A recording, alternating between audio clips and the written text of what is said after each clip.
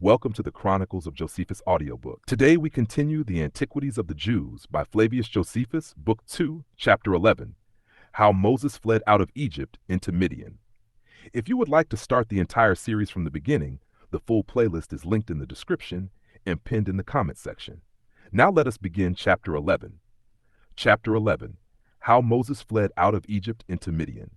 Now the Egyptians, after they had been preserved by Moses, entertained a hatred to him, and were very eager in compassing their designs against him, as suspecting that he would take occasion from his good success to raise a sedition, and bring innovations into Egypt, and told the king he ought to be slain.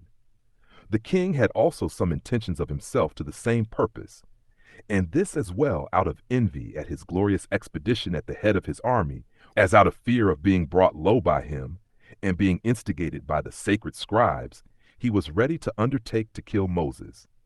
But when he had learned beforehand what plots there were against him, he went away privately. And because the public roads were watched, he took his flight through the deserts, and where his enemies could not suspect he would travel. And, though he was destitute of food, he went on, and despised that difficulty courageously. And when he came to the city Midian, which lay upon the Red Sea, and was so denominated from one of Abraham's sons by Keturah, he sat upon a certain well, and rested himself there after his laborious journey, and the affliction he had been in. It was not far from the city, and the time of the day was noon, where he had an occasion offered him by the custom of the country of doing what recommended his virtue, and afforded him an opportunity of bettering his circumstances. 2. For that country, having but little water, the shepherds used to seize on the wells before others came, lest their flocks should want water, and lest it should be spent by others before they came. There were now come, therefore, to this well 7 sisters that were virgins, the daughters of Raguel, a priest, and one thought worthy by the people of the country of great honor.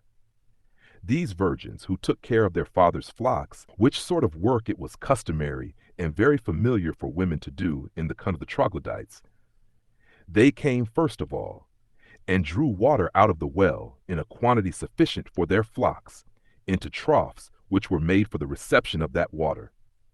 But when the shepherds came upon the maidens and drove them away, that they might have the command of the water themselves, Moses, thinking it would be a terrible reproach upon him if he overlooked the young women under unjust oppression, and should suffer the violence of the men to prevail over the right of the maidens, he drove away the men, who had a mind to more than their share, and afforded a proper assistance to the women, who, when they had received such a benefit from him, came to their father, and told him how they had been affronted by the shepherds, and assisted by a stranger, and entreated that he would not let this generous action be done in vain, nor go without a reward. Now the father took it well from his daughters, that they were so desirous to reward their benefactor, and bid them bring Moses into his presence, that he might be rewarded as he deserved.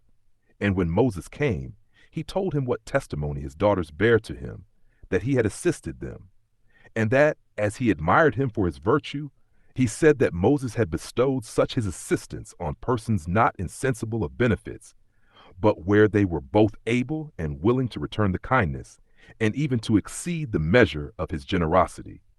So he made him his son, and gave him one of his daughters in marriage, and appointed him to be the guardian and superintendent over his cattle, for of old all the wealth of the barbarians was in those cattle.